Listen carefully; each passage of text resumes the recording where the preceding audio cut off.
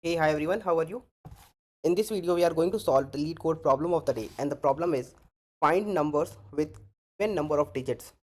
Now, the problem is actually very simple, so I am not going to use any drawing pad to explain you the problem and its approach.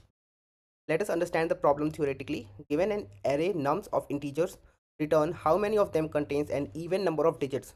So it is very simple, right? We are given an array of integers nums, and we just need to find out how many numbers in this array are having even number of digits. For example, this particular number 345 has 3 digits. 3 is not even, right? So we are not going to count it. But 7896, it has 4 digits and 4 is even, right? So we need to count it. So we just need to find out how many numbers in this array has even number of digits. Okay, so you need to count the number of digits in each number and see if that is even or not. If it is even, you can count it. If it is not even, you don't need to count it. For example, in example number 1, we have two even digits number. It is 12 and 7896. 12 contains two digits, 2 is even, right? 345, 2 and 6, they contains odd number of digits, 1 and 1. But 7896 contains 4 digits, which is even, right? So we got two numbers with even number of digits, so the output is 2. Similarly, in the example number 2, we just have one number which has even number of digits, that is 1771. It has 4 digits, right? Others have 3 digits. Now we can solve it in multiple different ways, but the easiest way to solve it is you can just run a loop in your numbers for I in nums. Okay, so I is going to store each of my number in my array or in my list, and then convert your I into string. Okay, once you convert it into a string, you can directly calculate its length. Okay, so in Python you can calculate its length by len. So length of the number converted as string, and you take the mod of it with 2, and if it is equal to 0, you can say result is equal to result plus 1, right?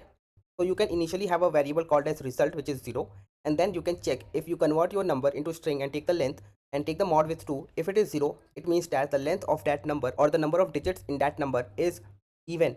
If it is even, you can count it. So result is equal to result plus 1 and return the result, and that's it. So this is the complete solution for this particular problem, and I think it's the last day of this month, so they have kept it very easy, which is actually good. There is another method by which you can solve it, that is called as constraint analysis. In this, what you can do is you can again just run a loop in your numbers for n in nums and take a variable c is equal to 0, and we know that the given constraints is that our number is not going to be more than 10 is to power 5, right? So we know the limits, we know what are all those numbers. So we also know that what are the numbers which has even number of digits. All the numbers from 10 to 99 will have even number of digits, right? And then all the numbers from 1000 to 9999 is going to have even number of digits. This will have 2 digits, this will have 4 digits, right? And then you have this number, which is the last number in your given constraint. No number or no input is going to be more than this number.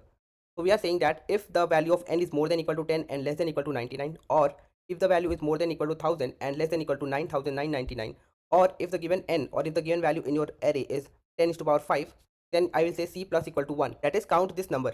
And once you come out of the loop, you can directly return the value of c. That is the complete solution for this particular problem. You can just submit this, and this is going to be accepted, and this is going to solve all your test cases.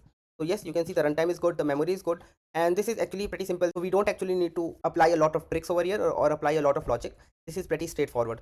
So I hope this video explains you the problem and the solution as well, and if it did, then make sure that you hit that like button, and if you have not subscribed to my channel as of now, then make sure that you subscribe to the channel as well, and I will see you guys in the next video. Thank you for watching this video, guys.